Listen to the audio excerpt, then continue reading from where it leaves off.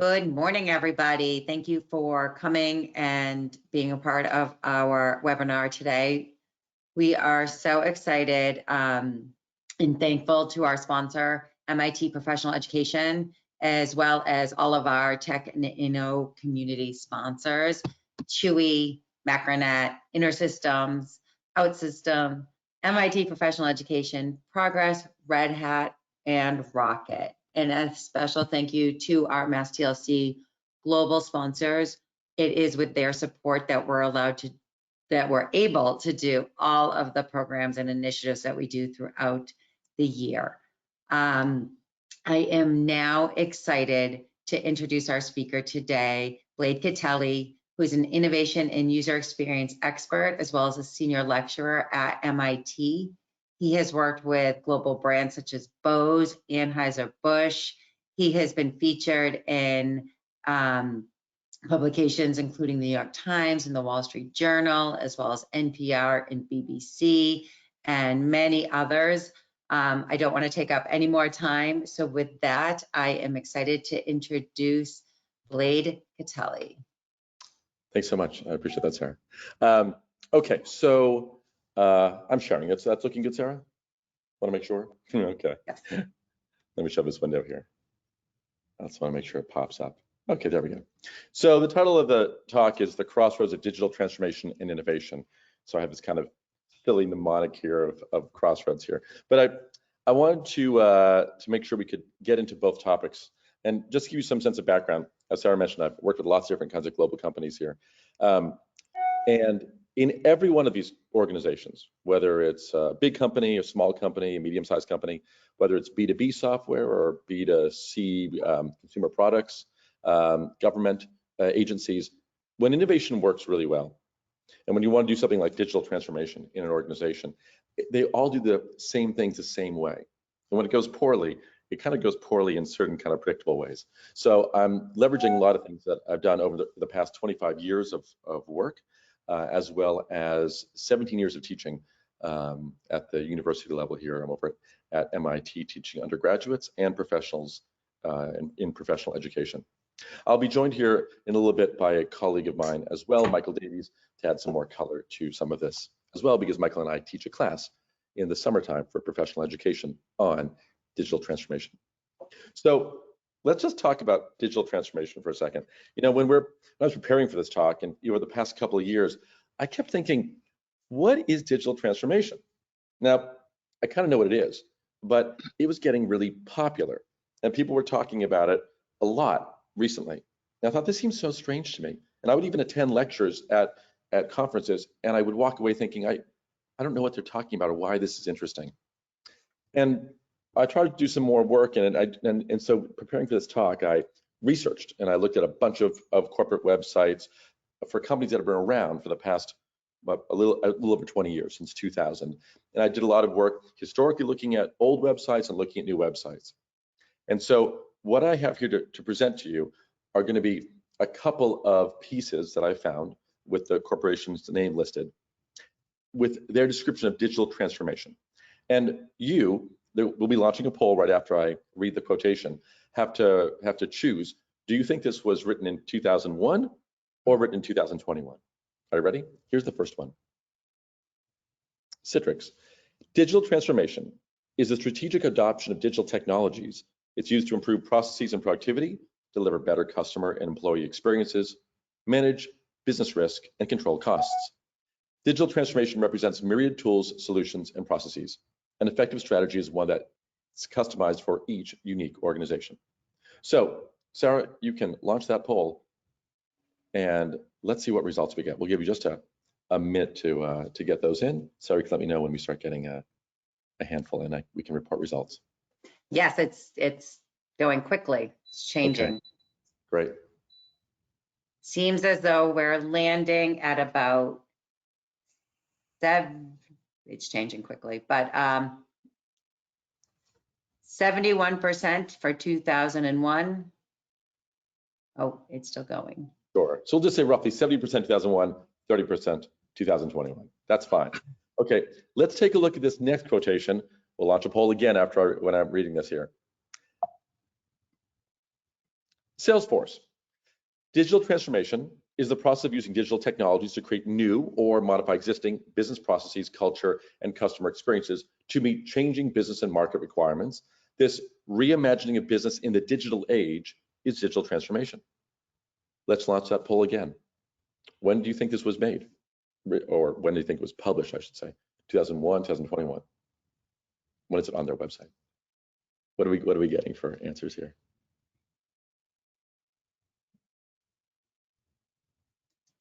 Oh, I can't hear you, Sarah.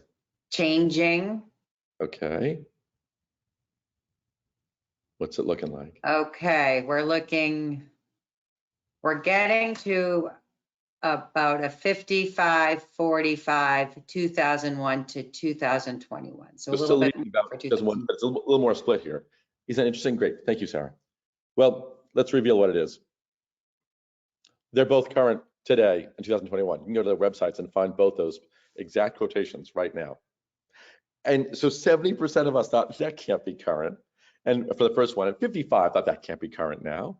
I mean, these topics we've talked about for so long, it's so weird to me. When did digital transformation start? I mean, it started a long time ago, but when you think of transformation, like ATMs were pretty common around here in where I live in Boston in the 80s.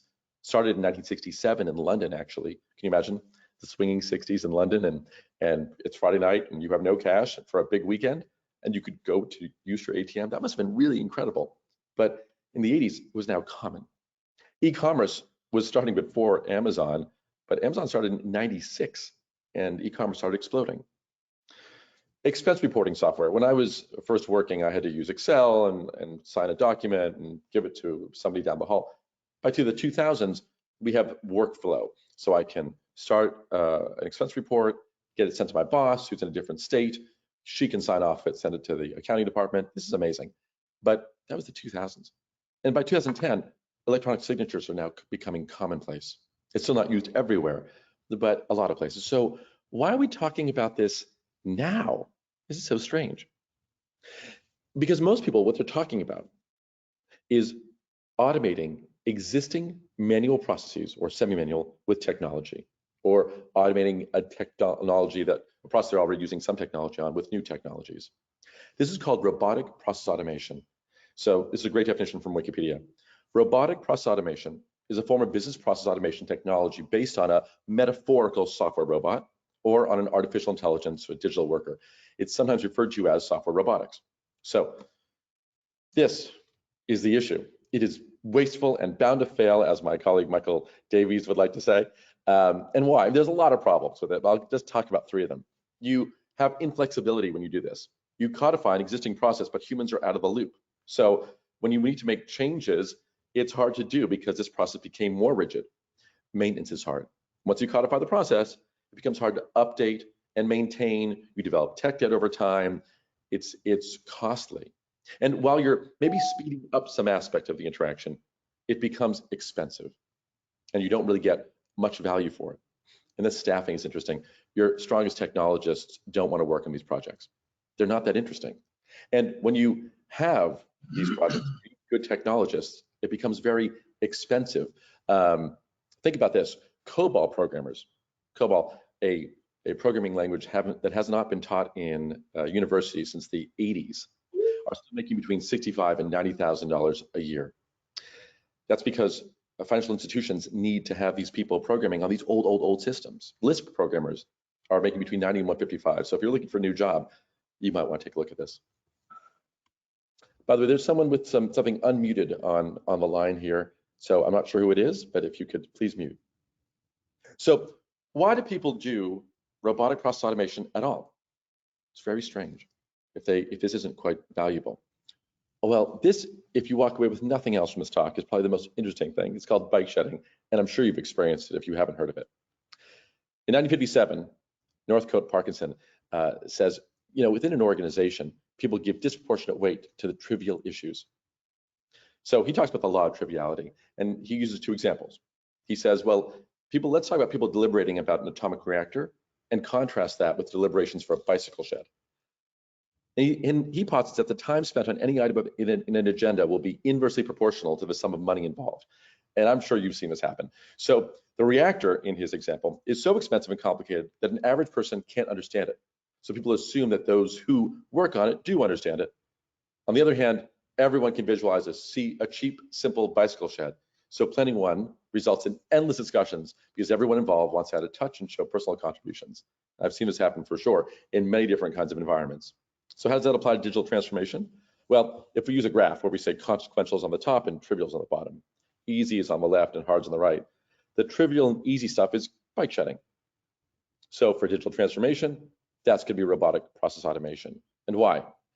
Because you know the process and behavior change within the organization is minimal, but you don't wind up getting something really valuable and you wind up incurring a lot of problems. So the money in, the time spent of maintaining it isn't that consequential. Now, more consequential, but still somewhat easy, are adding services like Slack or Zoom or other cloud services. People are now very used to Zoom, and the behavior change was somewhat small. And while you have to consider how to leverage these technologies best, you don't have to work too hard to change that in the organization. If you already have a messaging platform, but you want to introduce a new one like Slack, one little group of 4 can just do that on their own without even getting their IT department involved. Now, far more consequential, but harder, are adding technologies like 3D printing and machine learning, AI, modern smartphones, IoT, advanced robotics. This is because it can be hard to understand how to best leverage these technologies, and the organizational, the behavior, and the skill changes required can be significant, but the value you get far outweighs that. And if you somehow happen to be in the hard and trivial section, please just don't do that. That's not very valuable. It's a lot of work, and you won't want to do it. Okay, so the key takeaway from that is don't implement robotic process automation. Get away from it. So what should you do? You should do the thing you really wanted to do in the very first place, but couldn't do. So let's paint a scenario here.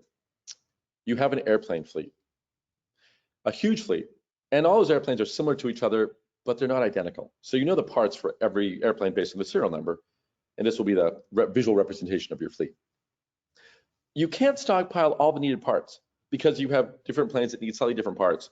So the number of all the different airplane parts for the fleet is greater than the number of total parts for any one plane. So it's really complicated and complex. You want to minimize downtime, but factories that have expensive tooling are far away and have to manufacture and ship parts to you. This is GE factory where they make engines. So what do? You need to recognize the paradox between what you really, really want, what currently exists, and then challenge the status quo. So what do you really want? What is the status quo and how do you challenge it? Well, you probably accepted that you needed a factory to manufacture parts because that's how airplane parts have been made for years. You might have accepted that a factory has to occupy a lot of space with special tooling equipment, and you might accept that factories have lead times to manufacture parts and shipping those parts is required. This all kind of makes sense. So let's take your airplane fleet again and talk about what you really want. What you really want is no inventory. You don't want to hold inventory. You want to save space, you want to lower cost and management issues. You want your manufacturing to happen right there with no shipping costs or time. So put a factory right there. But factories are big. They take up a lot of space and they're super expensive. You don't even want a factory at all. So really what you want is maybe 3D printing. Now a small area can give you super valuable ability to save costs, reduce time to get those parts, and get them on the airplanes that you need at the moment you need them. And while this might seem far-fetched if you aren't aware of this, this is from a year and a half ago. Airbus and Sigma Labs partnered to qualify metal 3D printing for aerospace. That's just incredible. You can take a plane, print the part, and install it. This is digital transformation, and it's super valuable. That changes everything. The rest of the things we're talking about before are digital migration, adding things that are simple to add and moving the process to be a little bit faster, but not getting much value from it. Okay, so let's talk about the next topic here. Let's break this down, innovation. Now, innovation is something people think they know a lot about. What is innovation though? In the chat window, just write out a quick definition of what you think innovation is. I'm going to see this populate in the chat window pretty quickly here. Hopefully you can all find the chat window and hopefully I can see it. I don't know if I can't see it, Sarah, can I? You should be able to see it. And for anybody that's having trouble, it's a questions/chat, and it's in your toolbox. Okay. So what is innovation? Just give me a quick definition. Do you see any answers there? Because I don't see them. They are starting to come through, yes. Okay. Since I can't see them, can you just read a couple to me? Yes. You can pick anyone's. I see a breakthrough. Yeah. What else? And yeah. I gotta move. I'm sorry, I'm gonna move this. No problem. Okay. Thinking out of the box to add value, something that hasn't been done before. Process of designing, adapting, creating a new tool. I love it. This is perfect. Okay, New so this ways is to do old things better, cheaper, more quality. great, Sarah. Thank you so much. So this is what we hear a lot. I want to expand our thinking about innovation then. This is kind of what we think about it from the academic perspective. Let's separate innovation from invention. Invention is about creating something new. That's often what people ascribe to innovation. Innovation, though, is about creating value from those inventions. Now, value could be economic value, societal value, however you choose to catalog your value. So I'm gonna ask another question for you to put in the chat. So I'm gonna have a second to put it in there, so get ready. Who invented the light bulb? Sarah, can you give me the first answer that comes in? They're coming through. No, maybe one answer, just one. Thomas Edison, Thomas There we Edison, go. Thomas Thomas Edison. Edison, right. All So coming all at the same that time. makes sense. But he didn't. A guy named Swan in the UK invented the light bulb. Interesting, right? You never heard of Swan, probably. Why? Because Edison created the value.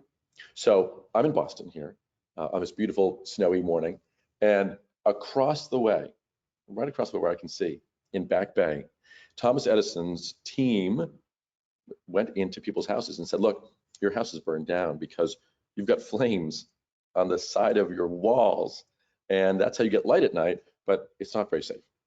We have a much better solution. We want you to put in Edison electric light. And what we're going to do is put light bulbs everywhere. You're going to love it. It's going to be far safer. It's going to never burn down your house. It's going to create beautiful light. And if you don't like it for any reason, after we've installed it everywhere in the house, we'll take it out and it will be like we've never been there in the first place.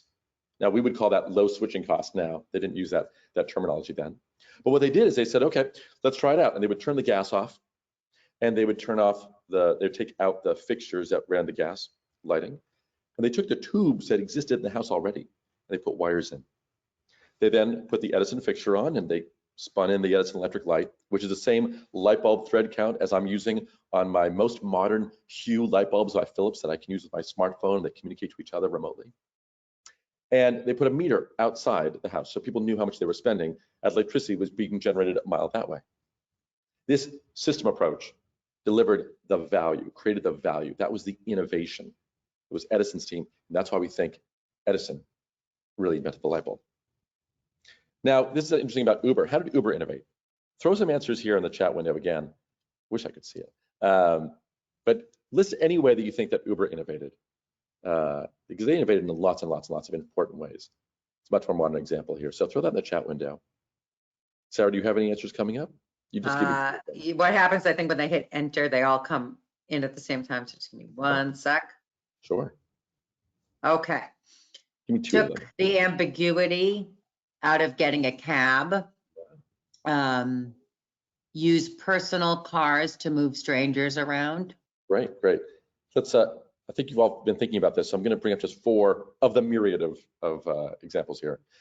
They leveraged the mobile phone technology that had GPS. Without GPS, none of this works. And it's got to be pervasive. People have to have this everywhere. They created this new platform to connect riders and drivers, and this thing like pricing systems that would alert and incentivize drivers to come out when demand was high, or would raise prices, and so things would move up and down. They eliminated user experience pain points, like the payment process. Instead of having to have money go back and forth, or you're swiping a credit card, you're sitting in a cab awkwardly waiting to get out of it, you just leave the car. They reduce the uncertainty about when to expect a ride or the cost of a ride. You know how much it's going to cost before you even get in the car. You could say, oh, I don't want to spend the money. It's a nice day. I'll walk, or I'll take the subway or something.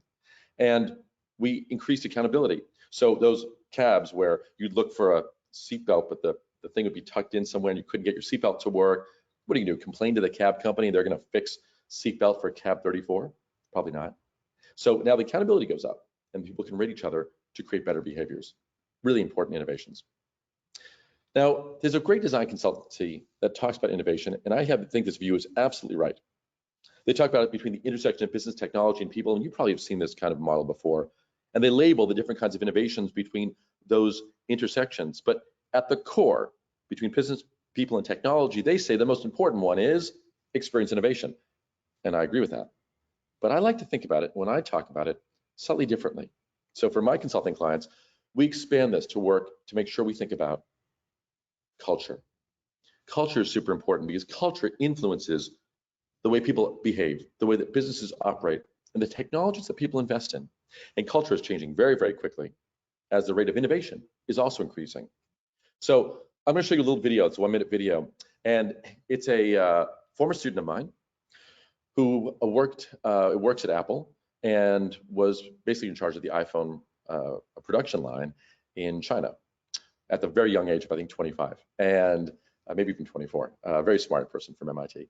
So he saw an opportunity for recycling. Now, he is in a culture where recycling is very common with people his age, and at MIT we have recycle bins everywhere. Those 3 different kinds of recycling too, with pictures everywhere. It's part of the culture. He knows that Apple is the kind of company that values the environment and wants to do good things for the environment. And now new technologies and companies now exist that enable a lot more opportunities for effective recycling. So let me show you a video that Apple made to highlight this.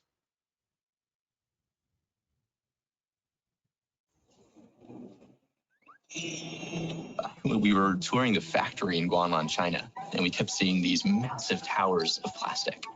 Where are these coming from? Like, it was just pallets stacked like 2 or 3 times my height, just lining the street.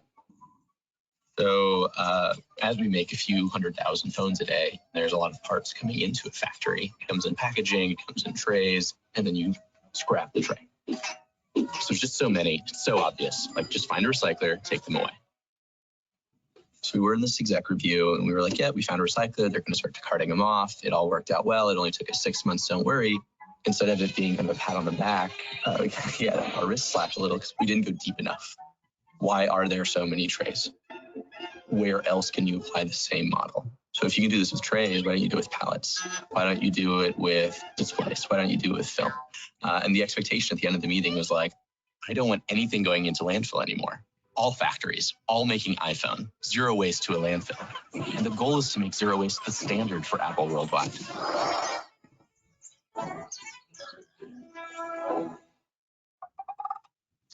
And John did this in the course of about 3 years or so.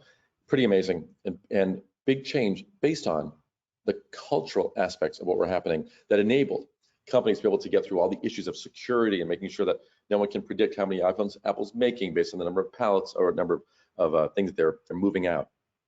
And innovation is good economically too. This is a great chart from 10 types of innovation. Basically, it says on the more axes you innovate in your company, the better you do. This is taking a look at the economic downturn of 2008 up to 2012 here. And you can see how the S&P 500 tracked.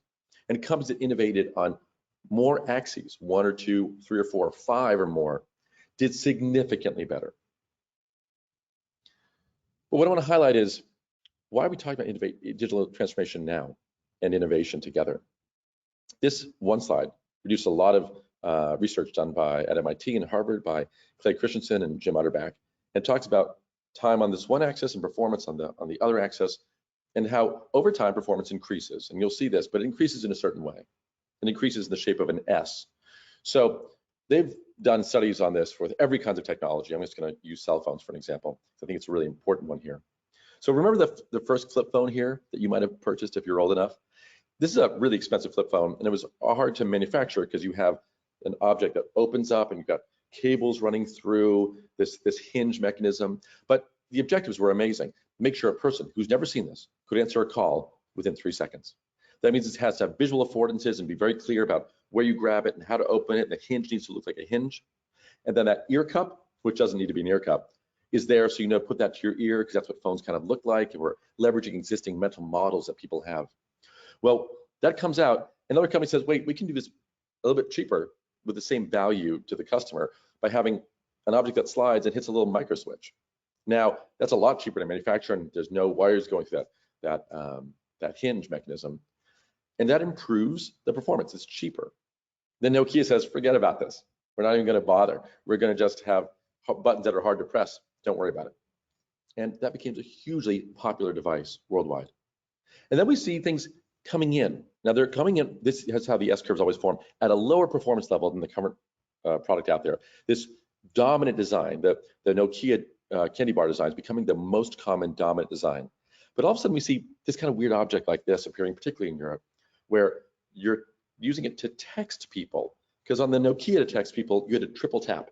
That means the letter C was using the numeral 2, where I would tap 3 times, ABC, and the C would appear. If I want to type cat, I would type C again. I would type the 2 again. It's very laborious. Here, texting is taking off in Europe historically because of how the phone system was implemented a long time before. But because it's taking off in Europe, the whole world isn't using it yet. These phones, candy bars, are getting better incrementally.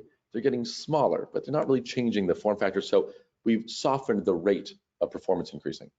Meanwhile, we now have these phones that are coming out, like the new form factor, the Palm Treo, and you're beginning to see some consolidation around this with the BlackBerry, which becomes affectionately called the Crackberry. It was so popular. And they keep improving. This becomes a new dominant design, and people are using it for business applications, for emails, and everything else. And then something happens in 2007. A new phone comes out. It is worse. You can't cut, copy, and paste any of the text. It's super expensive. It's way more expensive than any other phone that's been on the market. It's $600, and it's the iPhone, of course. Now, this is where it gets really interesting here. This becomes the dominant design.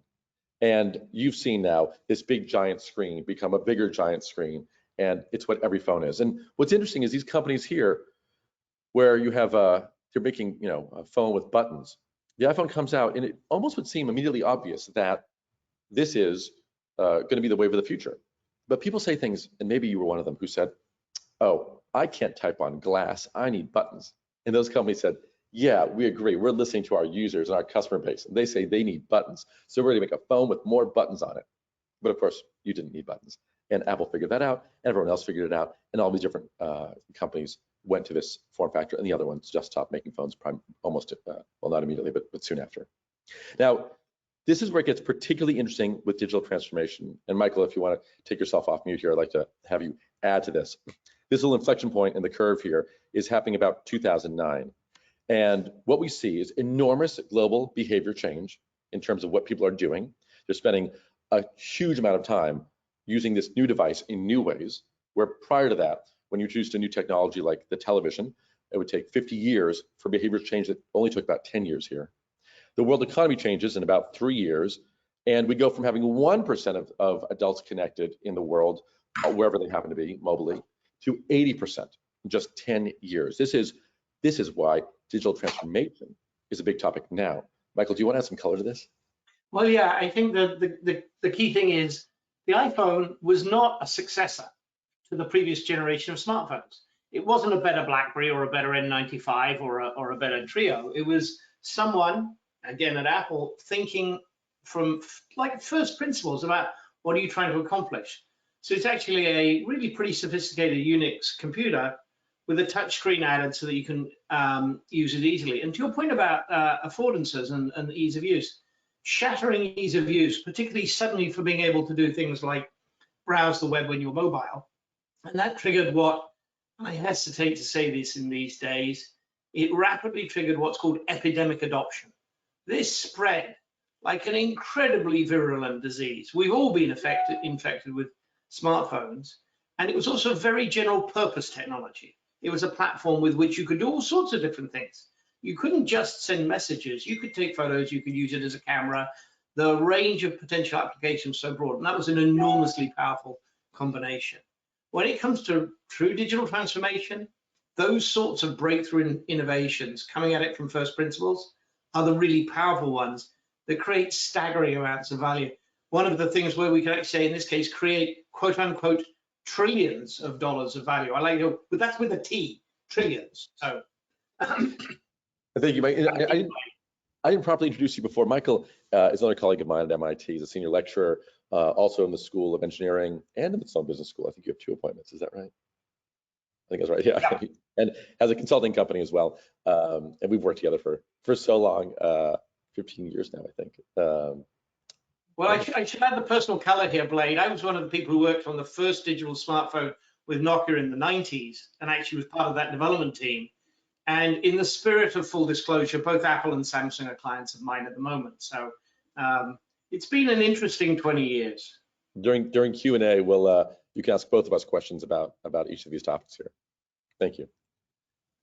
Okay, so what I want you to also think about as you leave this is, what do you think is coming next that's going to be worse on some axes and then swoop up? This is a question probably on everyone's mind. Now, this is an awesome way of looking at how companies begin to introduce these new technologies. This model is based on some wonderful research. You see where to play, which is the customer, and how to win the product on the left here. So existing customers, existing products in the center, new customers, and new products on the outside. So here are the concepts. At the core, if you work in the core, you're serving your existing customer and improving existing products. That's incremental improvement. If you move into a new space, you take an existing customer and you bring them a new product, then you're in the adjacent spaces. Or if you take an existing product to slightly different customers, you're now evolving what you're doing. And if you go to really different customers, and if you can even get to this part here, where it's new customers and new products, that's breakthrough innovations. And that's where it really powers tremendous transformation. So, the iPod came out and Mac users could use them, but then they introduced iTunes for Windows. So now everybody can get an iPod. And that was hugely transformational to the Apple business. That went away because it was replaced, deliberately cannibalized by the iPhone. Again, the iPhone could be used now by anyone who had downloaded iTunes. So if you were a Windows user or a Mac user, you had this new incredible technology that you had access to. And this was a huge leap of importance. But now that's, over time, become core to the business of how Apple runs their business. Adjacencies might be an Apple Watch, where you had to be, up until very recently, a current iPhone user in order to be able to get an Apple Watch. But they've begun to move this over, where now I could have my mom use an Apple Watch without having to have an iPhone at all. And she might want it, or a child can use it, so I can track where the child's going to make sure they got to school. Or if someone were to fall, they would be able to do fall detection. They could text message using their voice or even their finger. So now we're moving into new customers. So you can see how this works. But this is the cool part. The analysis that that everyone did, these researchers did, was that over a 30-year period of successful companies, what was the investment and what was the long-term return economically? So I'm going to ask you to put things in the chat window here in a certain format. So think about this. Companies would typically invest, the successful ones, invested 70% into their core, improving their core business, 20% into adjacent spaces, and 10% just into the breakthrough spaces, knowing that 98% of those projects or more are going to fail before they're not even going to reach customers. If they reach the customers, they're still going to fail. What do you think the percentage of long-term revenue over a 30-year period this contributed to? So you're investing 70%. You can put this in the chat window, just start with the X and the Y and the Z, and make sure it adds to 100. They invest 70% in their core. These are successful companies. 20% to adjacencies, and only 10%, knowing that most will fail, into breakthroughs. What do you think over the long period of time the long-term return is? So put your answers there in the form of the first one being the X, the second being the Y, the third one being the Z. And Sarah, if you can find any of that. First one came in. So X equals 10, Y equals 20, Z equals 70. And then the next one, I have 3, they're all different. Let me just read them quick. X equals 20, Y equals 65, Z equals 15. And then the one other difference is X equals 30, Y equals 45, Z equals 25. That's great. So 2 of them had basically this kind of curve like this, where the adjacencies are really accomplishing most of the value. Well, whoever that first person was, you get the gold star for the day. It is 10, 20, and 70. So think about that. 70% of long-term revenue happens from the breakthrough investment, that 10% investment into breakthrough innovations. This is really critical to know, particularly if you're operating a business unit, for example. So that person, you get the star. Call me afterwards. What's the process for transformational innovation then? What do you have to do to get transformational innovation to happen? Well, let's talk about the process for innovation. And I'm going to give this to you very, very quickly. In this course I give in the summertime, which we'll show you a link to at the end, we spend 3 days on this, and it is the core. Is what I teach my undergraduates as well, and the process I use all the time for innovating on anything. 10-step innovation process. I'm going to go over them very briefly. We identify the needs. What are we trying to solve? What are the core needs we're trying to address? I know what the problem is, but what are the core human needs we need to solve? Information phase. What in the world exists that can inform us about this problem? We can look at patents, we can do ethnographic research, we can do a myriad of techniques to understand the problem space better, including asking experts and things like that. Then we want to think, who's affected? Who are all the stakeholders? All the stakeholders could be just my user, but could it be the people who are between me and my user? If I make a child's toy, the parent is a stakeholder in that toy. If I make a piece of expense reporting software, the accounting department might be in the way of me getting it to that person who wants it, right? So who are all the stakeholders, including my boss or my competitors who might benefit negatively? What could limit us? Boundary research. What do I know in terms of economics or time frame or market conditions or knowledge that could limit us? What can go wrong, even if I do something pretty good? I make a car can get into an accident. So how do I protect the person who's in the car? Seat belts, headrests, airbags, or sensing an accident and trying to keep it from happening in the first place. So what are the hazards? What can go wrong? And how do I mitigate against those as well? From that, I generate specifications and success criteria. What should be the anchor points? And how do I know if I've done a good job? Which allows me to do creative design. This is generating concepts, so brainstorming techniques. Conceptual design, where I start narrowing concepts down to form the few concepts I think are really valuable to explore, highly aligned with all the research we've done and our business objectives. And then I'm going to prototype something, which enables me to make something that I can give to others to experience. And then I verify. Do they like it? Do they understand it? Does it make sense? Are they able to use it well, given what they know? What type of transformation do they need to do to adopt this? That's the process. I'm sure you've all seen processes kind of like this in different ways. But let me tell you how breakthrough innovations work. You can use that alone for adjacencies and for incremental innovation. But you don't want to do breakthrough innovation. You have to do it a little bit differently. So I'm going to tell you a story. I have 3 characters in the story. A young junior designer, a senior designer, and our project manager type. These are all archetypes. So the junior designer here is me as a child. The senior designer is Dieter Rams, very successful designer over at Braun. And we're using George Mueller, who put man on the moon as our archetype for a successful product manager type. In every project, you have time to do stuff and stuff to do. And ideally, you track monotonically up to the end. And generally, about halfway through, you want to be about halfway done. This is why we have sprints that we burn down over the course of 2 weeks. You want to be about halfway done by the first weekend. So let's see what happens when we have our junior designer kind of scooting around the office and our senior executive says, hey, how's that project going over there? The junior designer says, it's going great. Here's what we've done. Now that senior executive gets really worried because they can extrapolate a line. They say, this is never going to work. This is why we don't trust those innovators, the R&D department, the people who are responsible in the design group or something. They're always taking this time. It's a lot of uncertainty. They don't like that. They say, boy, we got to help them out. So we're going to give them a lot of support, too much management support. And that management support is going to come in the form of stand-up meetings, twice a day stand-up meetings, processes. It's going to really almost grind productivity to a halt in some ways. And somehow the project is completed on time.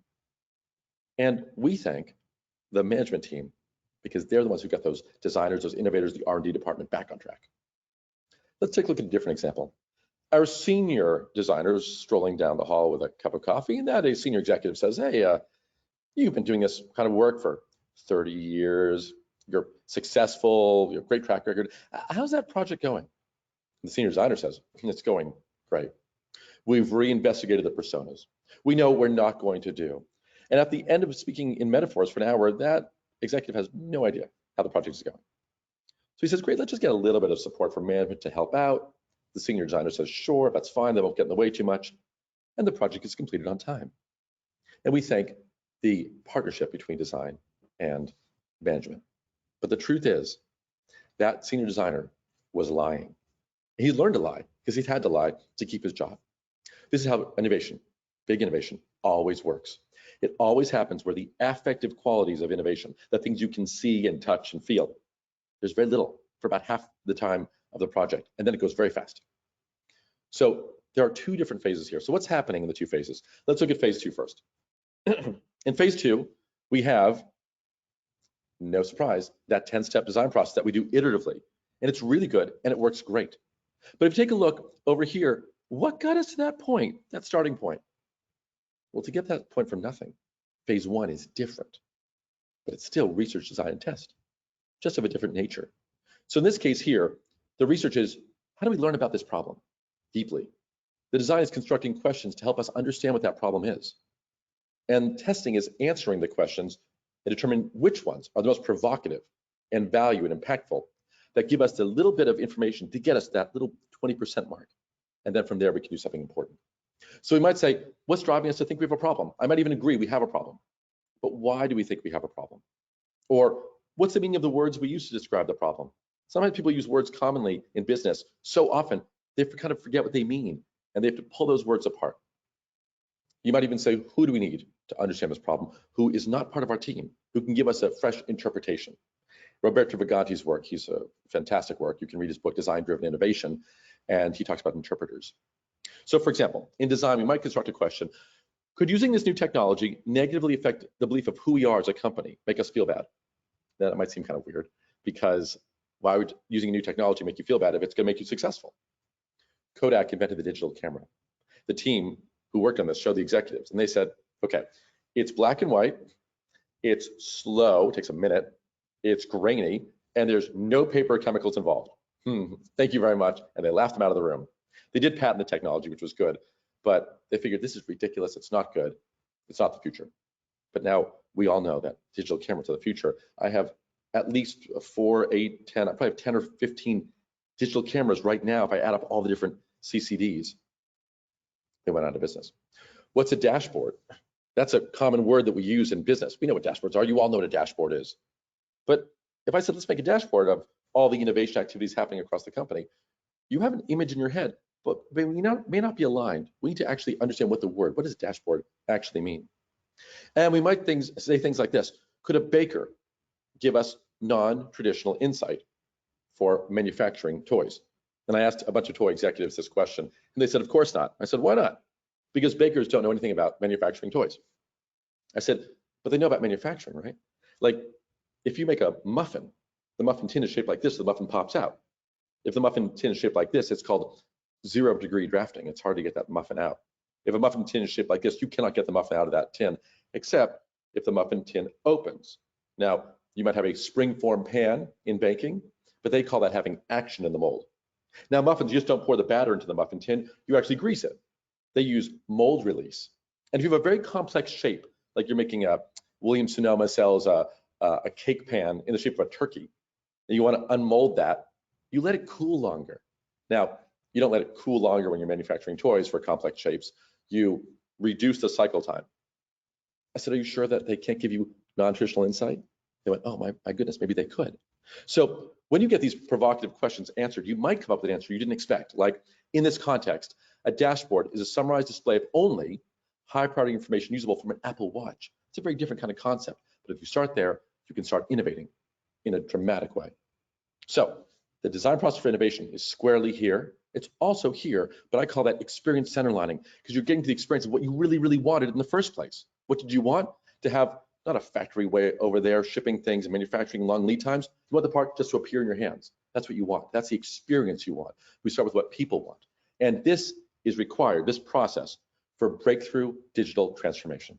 That's how you get there. So digital transformation requires recognizing and rejecting the status quo, identifying that paradox, and reconciling it. Before we take questions, which we can start doing anytime you can start putting questions in, we've got a couple of courses coming up. So you can go to professional.mit.edu, and this summer, 2 courses being offered: Mastering Innovation, in which I talk about that 10-step process in depth for 3 days. You get to learn it in small teams and practice. And then Michael and I will be doing a course, Digital Transformation, Breakthrough Innovation, Value Creation, all about these other topics of how you really maximize that, leveraging both our backgrounds here. And if you want to learn about how you can quantify innovation at your company, this breakthrough new tool launched this year where we can scientifically quantify the innovation of every single person in your organization and have you slice and dice. And for DEI initiatives, it's hugely impactful. So send an email or go to that website whenever you'd like. With that, we've got Michael and myself on ready to answer questions. I can't see the questions, so Sarah, if you want to moderate or send over the questions so I can see them, either way is fine. Yes, so one question I can answer, there is a recording and it will be available after today. And there we go. Actually, going back to you probably answered this, but why aren't companies spending more than 10% on revolutionary innovation? Why aren't they? Oh, I guess in this case here, we'd say that the research that was done indicated that the most successful companies behaved that way. They invested 70% in their core. So imagine something like Google in 2010. Their core is search, and now they have Gmail.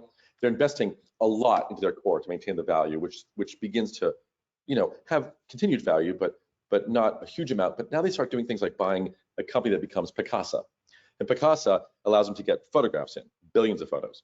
Now they can start doing machine learning on those photos, and without having to have a company type in, this is a red sweater, they can see what a red sweater is from picture. And so that actually adds value to their core, but it takes more years for them to get the value. And in 2010, they buy Waymo, which is a little company doing self-driving cars. And you've heard about Google self-driving cars. The real value from that, economic value, may come in early in brand value. But because they have all these information from all those photographs that they can synthesize and machine learning that they've developed, they're now going to get, eventually they'll get economic value. Much later, it could take another 20 or 30 years before the economic value is realized. So companies operating over a long period of time, this is what the researchers discovered, that they invest only 10% in those real transformational innovations, breakthrough innovations, and that's where they get those huge paybacks. So this is really from the research of what has happened. Can you opine on how corporate cultures affect design? Sure. Corporate cultures, in general, and I think, Michael, you can help me build on this, excuse me, they can stifle design very quickly and creativity very quickly. Because when you create a culture that is driven by economics that need to happen every quarter, you create a culture where people don't tolerate uncertainty and ambiguity. They wind up reducing the ability for people to be innovative. You need to have a tolerance for uncertainty and ambiguity.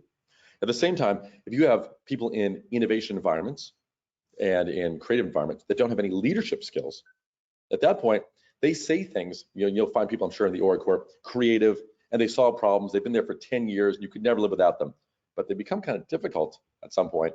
It's because they say things like, we told the executives that a year ago and they didn't listen to us. They get kind of upset. And they did. They told the executives that a year ago, but they didn't advocate. And so the leadership skills of advocating and things like that are really important for creatives.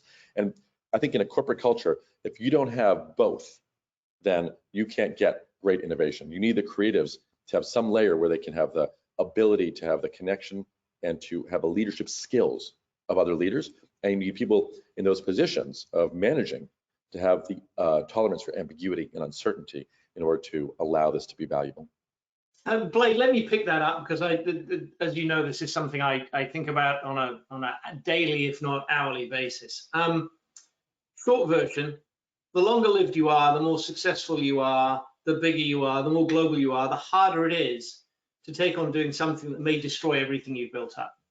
Let's go back to the day of the iPhone. It happened that Nokia actually had in its labs up in a place called Tampere, a secret black ops project that was producing something that looked pretty damn like it. Unix-based, big touch screen, all the rest, but they weren't allowed to actually put a cellular modem in it, so it had to be, because that would threaten the core business. And they couldn't take away from what was going on. That turned into a big fight in top management. At the end of the day, the incumbents mattered because, to your point, they said, no, we just can't imagine everybody having one of these. People won't spend that much money on a phone. They don't need it. Most people mostly use these for making phone calls.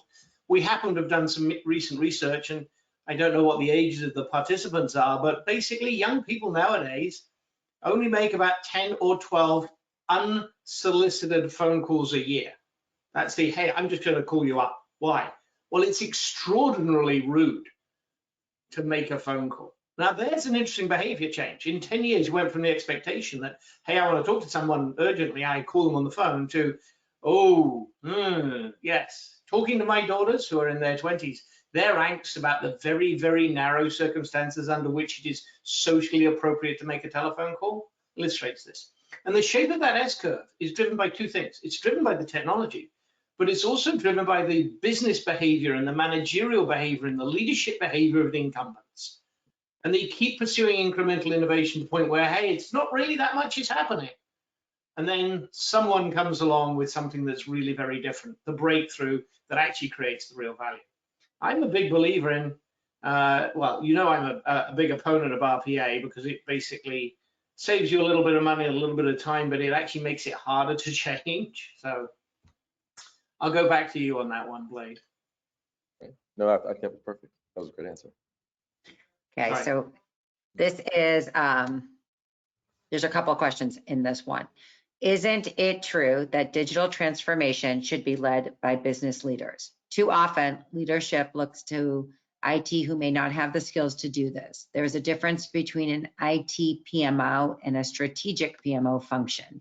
This is why we have seen the new roles of Chief Transformation Officer and Chief Digital Officer for performing functions that historically came out of the CIO organization.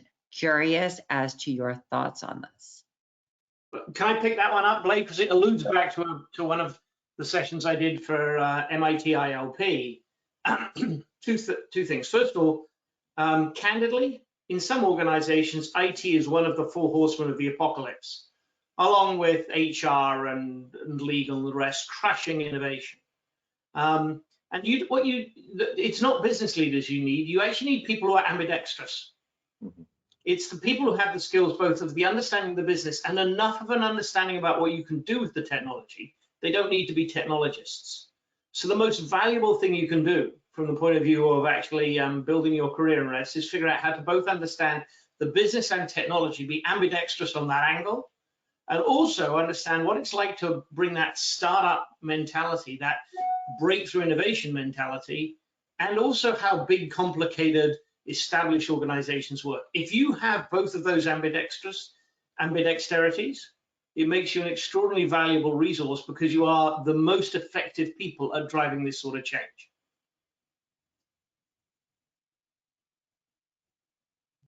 Next question. Okay. All right. Is move to the cloud mostly robotic, automation, innovation, both or neither? Is move to the cloud. What, can you read the question again? Yes. Is moving to the cloud robotic, automation, innovation, both or neither? Sorry. I would say it's depending on what you're doing and how you're doing it. Is probably it really depends what you're serving. You know, we talked about this digital transformation. You know, we want to get the most value. So some moves to the cloud, again, in that quadrant could be easy. You want to move to the cloud because there's a new cloud service. It gives you some speed and it lowers, you know, the cost you have. And it's very easy to implement. That's great. That's going to be a little bit of transformation, a little bit of modification, I'd say. But when we're thinking about digital transformation, we're thinking about kind of that breakthrough area. So while it can be a little beneficial in the move to the cloud, as long as you're getting the value from it, you're actually thinking through all the value. Yeah, that is good. But it can also be hugely breakthrough if using the right cloud services in the right ways to form perhaps a more impactful solution. I don't know if you want to add to that. Yeah, sorry, Blade, I'd add one thing to that. The real point about moving to the cloud is not about saving money or saving time. It's the fact that the architecture is more modular. What do you mean by that? You can mix and match it. You can swap things out. If you deal with SAP, and I'm sure SAP or any of the other big ERP type systems, they're big, monolithic behemoths. There's a whole industry that's grown up around people who tweak them to work for your business. You know what you do if you're running a good set of cloud services? You take one component out, you swap it for a different one. The average tenure of cloud services in most small to medium-sized businesses is only about 3 years. Why? Someone else came up with something better, they should swap it out. I run a consulting firm. We've been in the cloud, in our particular case, oddly enough, for basically a decade. We're on our third iteration of one of our core professional management platforms. Why? Over 3 evolutions. Now, if we'd been locked into doing it on the premises and trying to create the plugins, it would have been enormously hard. The second and third transitions went extraordinarily quickly and easily. Okay, so hopefully we can get a couple more in. If the first iPhone prototype was shown to potential customers, they would likely have rejected it for poor feedback, no buttons. How do you push radical innovation initiatives when customers do not know or necessarily understand the real value of these innovations? I'm going to push back on that. Read it again so I make sure I get the words just right. Sure. If the first iPhone prototype was shown to potential customers, they would likely have rejected it for poor feedback. Let's stop right there. Let's stop right there. No, they wouldn't. Because you can see from Steve Jobs' introduction of it in the video, when he introduced the iPhone, he said, Apple has reinvented the phone, and he shows it. And while people don't understand everything it does, the audience there is like, whoa. And the audience there has not seen it. And there's a bunch of people from Apple and not from Apple as well in that audience. They haven't seen it. And when people actually experience it, he slid the phone to unlock. That was hugely transformational. He said, look, you can put it in your pocket. It's not going to go unlock by accident. I'm going to show you how to unlock.